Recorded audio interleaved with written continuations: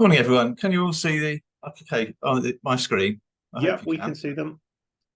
I'm going to talk a little bit about the BSBI's 2020 Atlas project.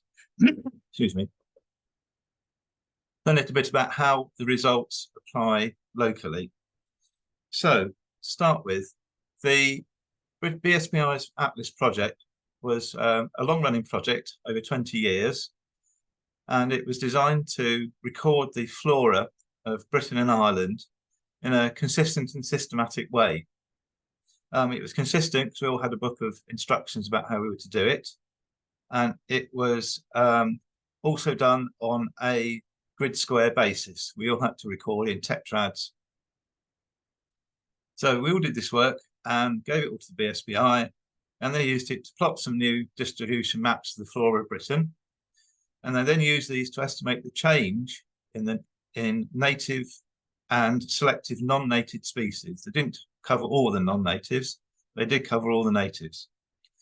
And the last aim of this was to report the findings to government, conservation bodies and general public, so that the government and conservation bodies could formulate policy and work out what to do with our habitats and environment in Britain. Recording was quite an amazing piece of work done mostly by, in fact, almost entirely by citizen scientists. It's probably one of the biggest pieces of citizen science work that's ever been done. As I said, it was over a 20-year period, and there were more than 8,500 volunteer recorders. We covered almost all of the hectads, that's a 10 kilometre by 10 kilometre square in Britain and Ireland. I think there are 42 or 43 of those in VC55, depending on how far you prepare to accept partial hectads. There were 178,000 recording days put in and 26 million records generated, which is an astonishing amount of work. These recorded 3,445 different plants, about half of which were native and about half were non-native. The products of this were a website. I've given the address below if you'd like to have a look at it. You can log on and see all of the results that were obtained for each different species, and also a book, Plant Atlas 2020. Now, the photograph there probably belies its size. It's actually this big, you can see, and it weighs 8 kilos. So consulting it is an essential part of your daily workout routine if you ever feel you need to exercise. So these are the main products. I would encourage people to consult the website. It does have an extraordinary amount of information on it, which is available at the touch of a mouse button, concerning things like phenology, flowering periods, altitude. Some nice photos if you'd like to see them, and some conservation tips. What were the conclusions for all this work? Well, they're actually fairly simple. There are more introduced plants growing in the wild in Britain than natives. Probably might come as a shock to people. And the rate of change since the 1950s has been dramatic. 53% of natives and 62% of the ancient introductions decreased, whereas 58% of the modern introductions have increased. Now, what are the main drivers of these changes? Well, it's mainly loss or conversion of semi-natural habitats by changes in land use. So that's change to agriculture, development, you name it. These have been the major drivers. The key trends were that native plants, which adapted to fertile conditions, were showing the greatest decline. So these are plants that you'd expect to find on wildflower meadows, bogs, heaths, natural woodland, ancient woodland. Some of the southern species have expanded their range northwards. Certainly some of these are appearing now in Leicestershire, and they are really moving up the country at quite a rate, which is in fact some indirect evidence for climate change. Northern species have retreated, but they're not all going north, they're actually going up mountains. So they may be staying where they are, but their altitudinal ranges are declining and they're being squeezed into the very tops now. And there are many more modern introductions becoming established in the wild, and some of these are becoming invasive. So these are plants which have escaped from gardens or cultivation and have really taken over part of our native habitats. If you want further information, there's a couple of books you can look at. They are downloadable from the BSBI's website and tells you a lot more about all this than I can in about 5 minutes I've got available to do it. It's really good reading. It's very clear. It's very well set out, and will give you a good introduction to this subject. So, having briefly gone through the project, I'm now going to look about how these results and conclusions have been mirrored in distributions that we found locally when we did the work for this atlas. First, I'll talk about the local recording. This is a map based, which Steve Woodward made December 2019, of the work that we'd done to record vegetation in Britain. In VC55. The green squares are where we had at least 75% of the species tetrad, so the area well recorded, and yellow is 70 to 74%, and white is 50%, and the other colours are much less than 50%. So as you can see, there's a lot of green and yellow squares on there. So we managed to get a lot of the county well recorded. Because we didn't have a particularly long period to do this, about 5 years in all, because not much had been done before we started the project in earnest in 2015. We had to prioritise what we were going to do. So we had an aim. We said every hectad, which is every 10 kilometre by 10 kilometre square, I've indicated one of those there, and that one's called SK61, it's north of Leicester.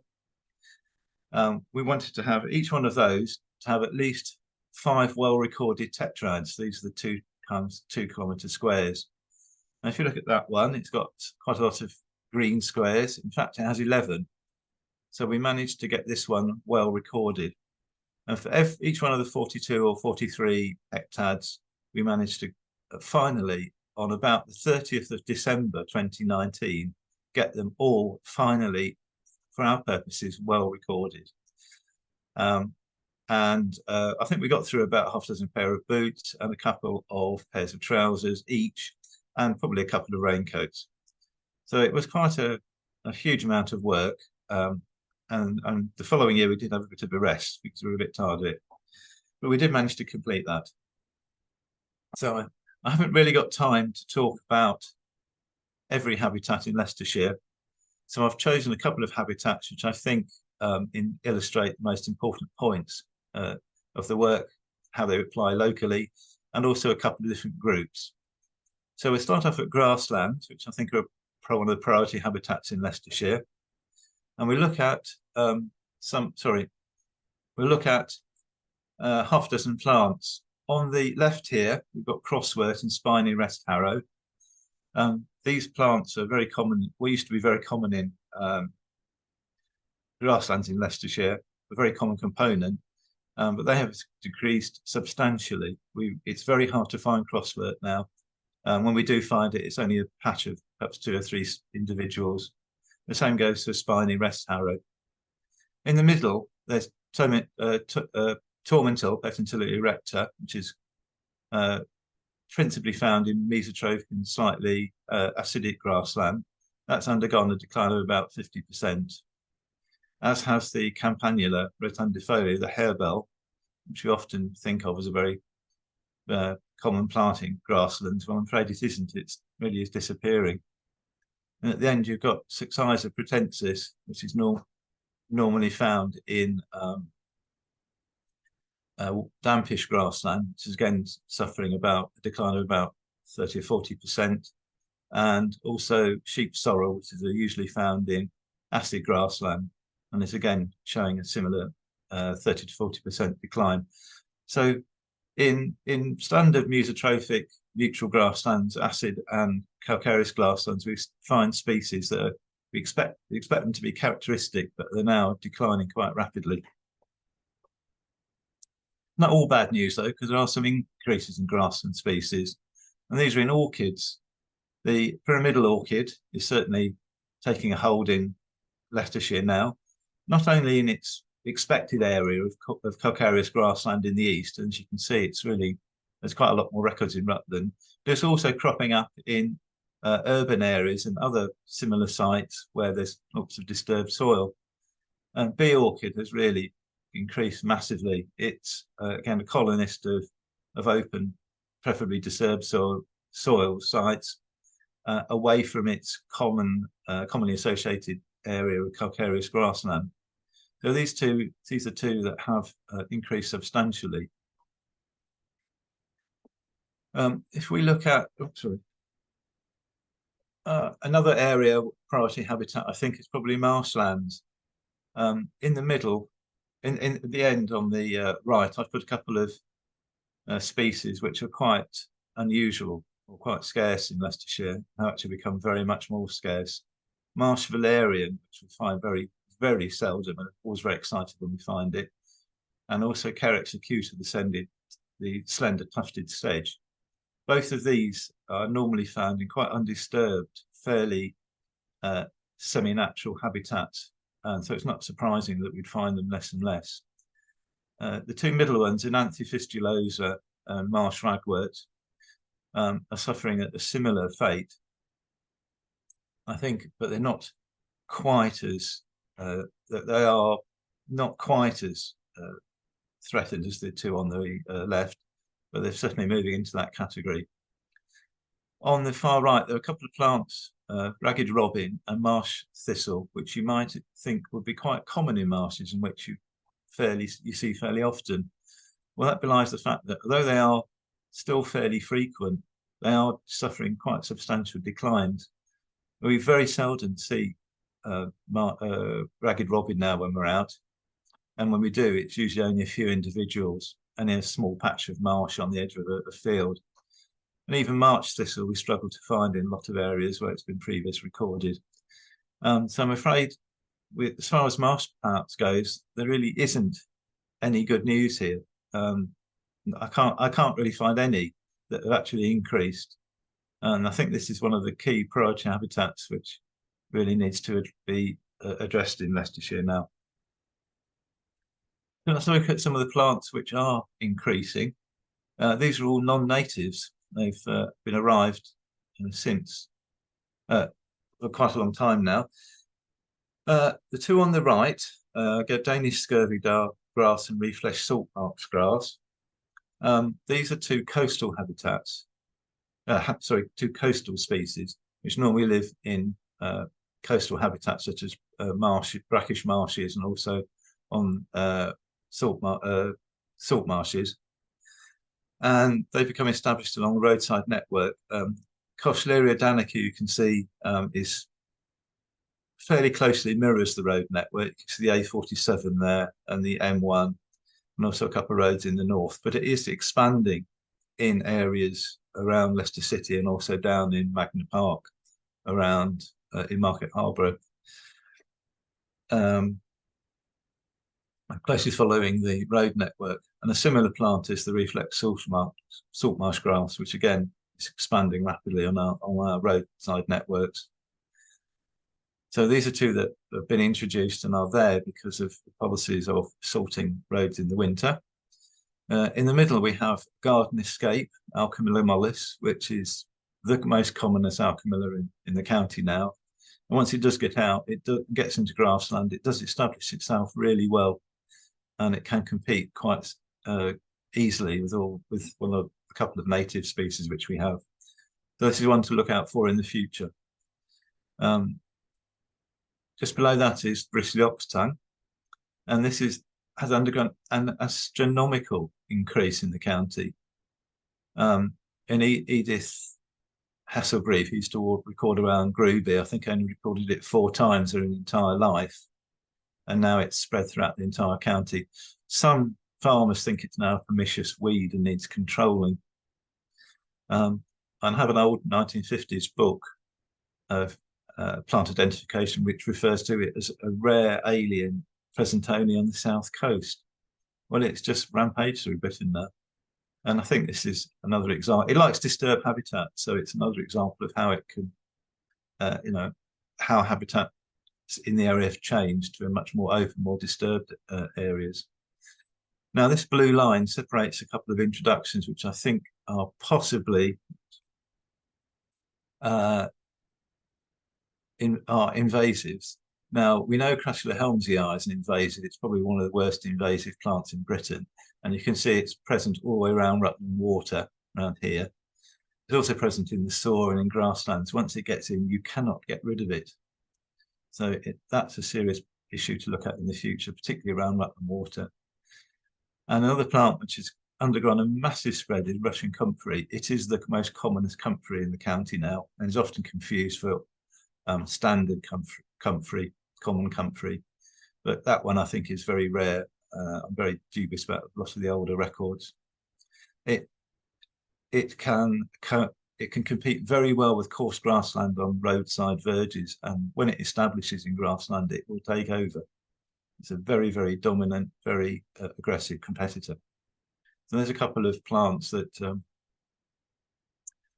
I think we probably need to look at. Now, some new arrivals that we've had since 2000. We've had Jersey cudweed, which is spreading rapidly up Britain from the south. It is a Schedule 8 protected species, so it's illegal to destroy it. However,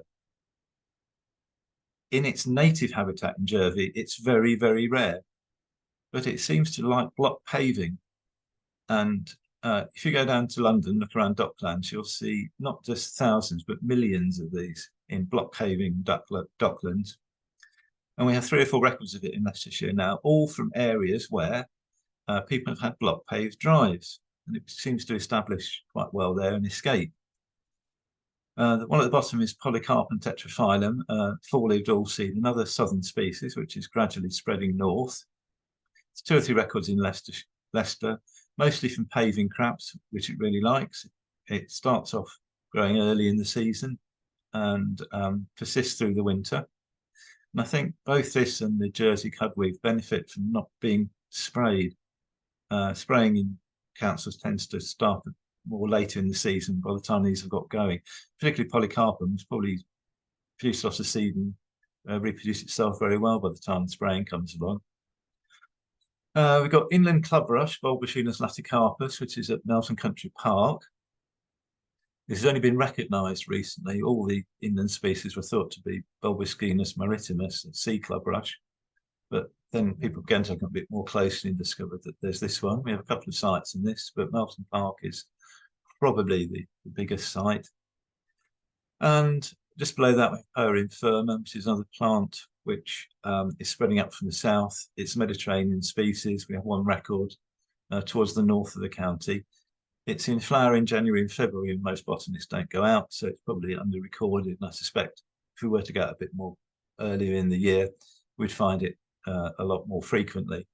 So by the time we get to March or April, it's over. It's something to look out for.